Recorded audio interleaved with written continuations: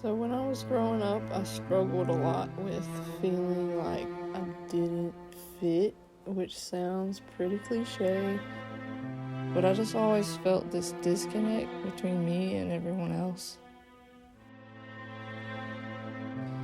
So I didn't have the easiest time liking myself. It seemed like no matter where I went, I was always questioned. And then I started to question myself because I didn't understand all these questions, and I was just like, why is this an issue? Like, what is wrong with me?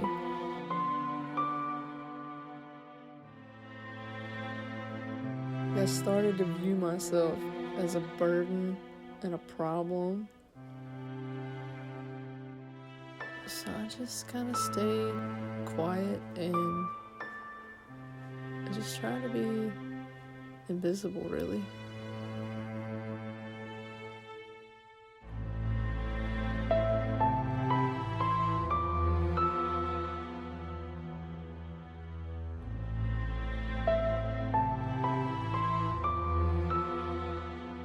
Pretty much the only place I felt acceptance, or didn't even question it, was out in the yard with my chicken and cat friends.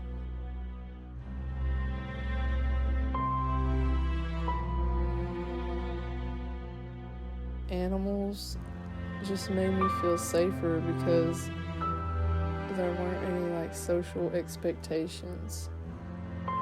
And there were no questions. I didn't have to worry about if I was saying the right things, or if I would be able to speak. Social anxiety was a very difficult thing for me. With them, I didn't have to worry so much.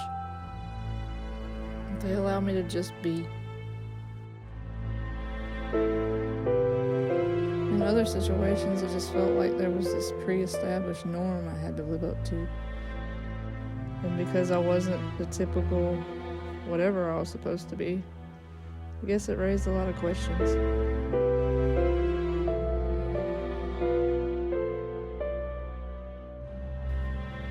I set on a mission to fix myself by doing a lot of introspection through making art, journaling, and going to talk therapy.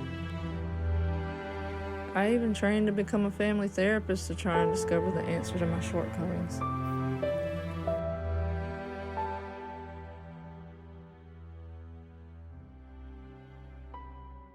I didn't find what I expected.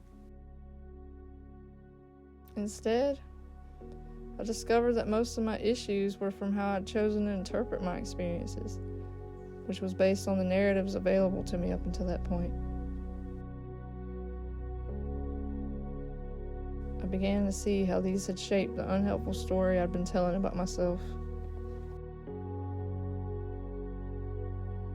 It was around that same time I discovered tarot and oracle cards, and they did a really good job of mirroring back to me my own self-destructive patterns.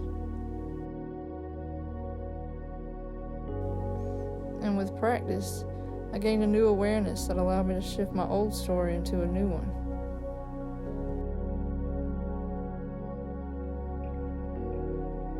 I really realized how I'd let outside things dictate my inner environment. I did this for so long, and I'm not perfect. I still do it. I think we all do it. It's easy to get stuck thinking we have to meet everyone else's expectations to be accepted.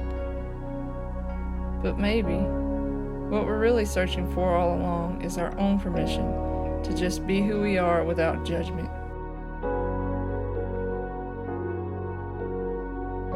I'm now realizing how much when I take ownership over how I'm perceiving myself, I have a better experience.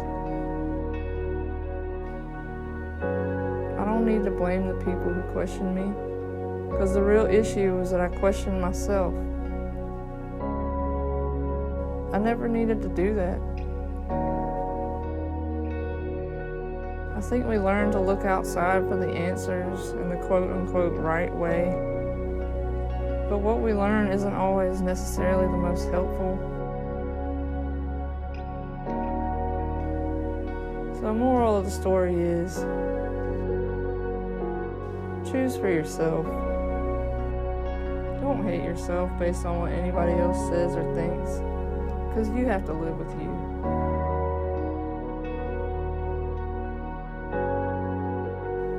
I just want to offer these decks as a way for us to connect with ourselves and trust our own judgment more, instead of always thinking we need someone else to tell us who we are or how we should be.